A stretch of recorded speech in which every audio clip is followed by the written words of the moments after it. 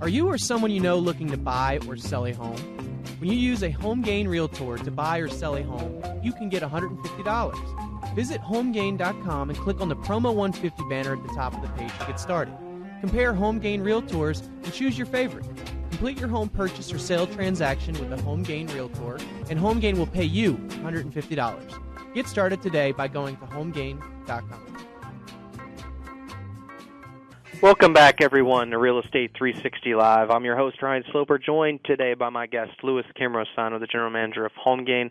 Reminder that the show is designed to build the Washington, D.C. Metro's housing and credit markets one house at a time. If you ever have any questions, whether it's getting credit squared away to be able to purchase a home, whether it's trying to obtain a mortgage and just really unsure of the best place to go, or trying to buy or sell your home, we can help you out with all of those things. The best thing to do is reach out to us at the all-fair phone number, which is 877-245-2030. That's 877-245-2030, or via the website at realestate360live.com. That's realestate360live.com. On the right-hand side, go to the Ask a Question section. Just put in your name, phone number, and the best time to reach you, and we will get back to you. It's time for this week's credit tip, and I think this is an important one, because I think that many of you probably may have run into this. I don't know if many of you guys are aware, but typically, if there's, let's just say it's a credit card, and you're claiming that, you don't owe the money that they say that you owe, and you're disputing that. Well, once you dispute an account on their credit report, it actually shows that an account is in dispute status. In the mortgage business, it's funny because many refer to that in dispute status as basically you're not closing your loan status, because I have not seen, this is just what I've seen, I have not seen one lender that will actually put their neck on a line and actually close a loan with some sort of credit card or auto loan, whatever it may be, that's showing in dispute.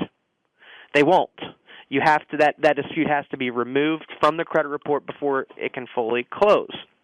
Now, basically when you credit the item, a credit item is challenged, the credit bureau is going to make that count a dispute, so it's not going to count negatively against your credit scores at that point in time because it's in dispute. They haven't come to a decision on that. But the collection agencies know that basically you're not going to be able to close your loan because that has to be resolved, which typically means them getting paid and them deleting the item off your report. Well, I work with two different companies. I work with the Fortress Credit Pros as well as the Credit Pros, and they both have said to me that they believe that, that's nonsense that they're able to do that. And they take the position that the dispute is placed at the behest of the client, and that, as such, the client has every right to withdraw the dispute on the credit report, so which would then allow them to potentially be able to get their mortgage to go through. So what I suggest doing, if you're in a situation where you're disputing an item on your credit report, or whether it's multiple items, and you're planning on getting a mortgage in the near future, you need to get that resolved. You can go about it two ways. You can go about it by trying to fix it yourself, which can be a little bit more complicated and cumbersome than you may want it to be. Or you can reach out to a professional.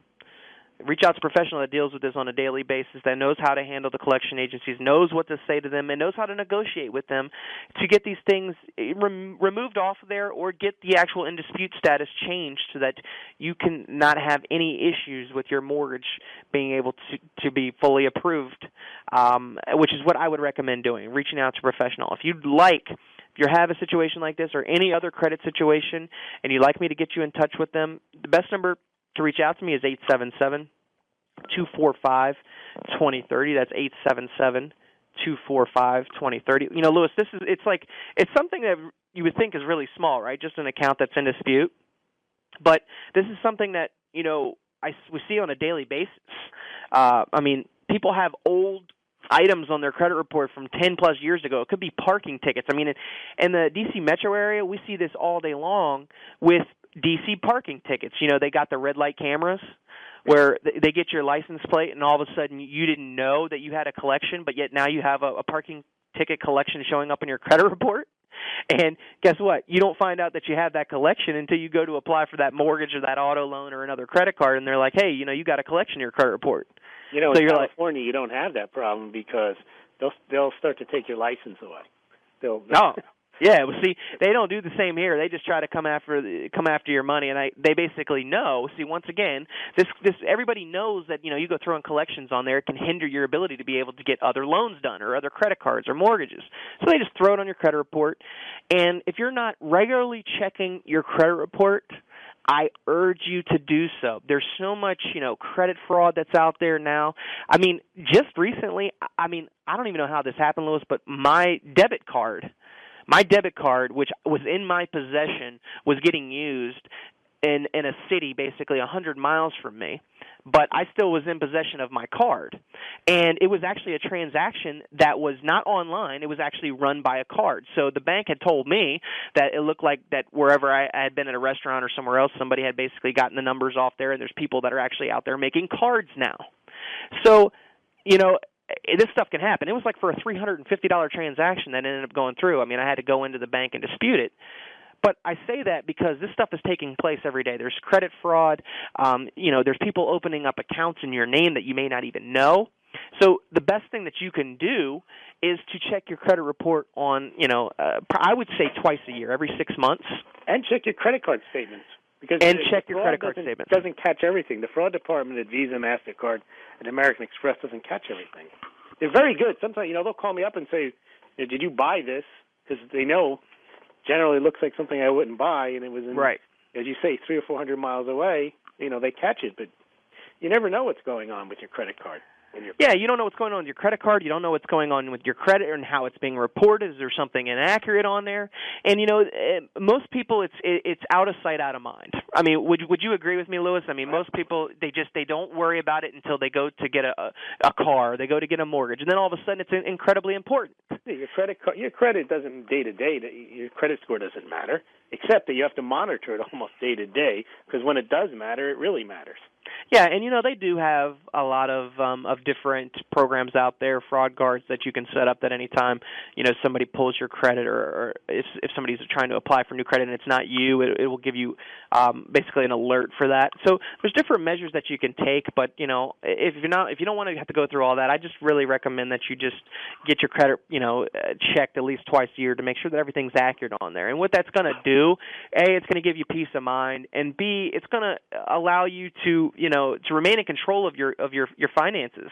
Heaven forbid something happens and you have to apply for a credit card because you need some credit to be able to take care of something, an automobile that's having all kind of problems, or you need a new car, and then you're not just walking into the dealership and getting stuck with the interest rates they want to give you. You have some sort of control over it because you have solid credit.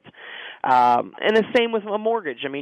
Don't wait until, like I said, 30 days before you're ready to buy to check your credit, because what if there's something that needs to get fixed on there? Then you're going to be potentially waiting, 6 to 12 months, could be longer, to get the stuff squared away to then be able to buy a home. So all this is basically, it comes down to just be proactive. Be proactive, constantly be checking, your credit, constantly checking your credit card statements and other statements to make sure that all of the stuff on there is accurate and up to date. And you won't necessarily run into these issues. But like I said, if it's a silly parking ticket that's on there, and all of a sudden you need to dispute that, I recommend just going through basically a legal credit repair company that can deal with them and say, okay, what do we need to do to get this deleted? Sometimes it's as simple as sending a letter, and basically they negotiate. What I've seen the most is they negotiate to what's called a pay for deletion. If we pay you the $35, you will then delete this item off the credit report. What I see happening the most is that if the consumer tries to take care of it themselves, they just think that it's okay to just pay it, and then all of a sudden it's going to come off the credit report. That's not what happens. It's paid. It shows closed, but it still shows on that credit report as a collection, okay, that was paid and closed.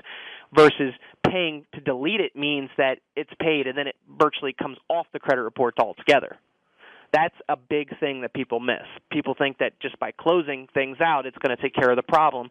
Most of the time, whenever you're closing accounts, it's actually going to hurt you more because it's then not rating that account it's no longer revolving and then stops, so it's not a positive trade line that you have.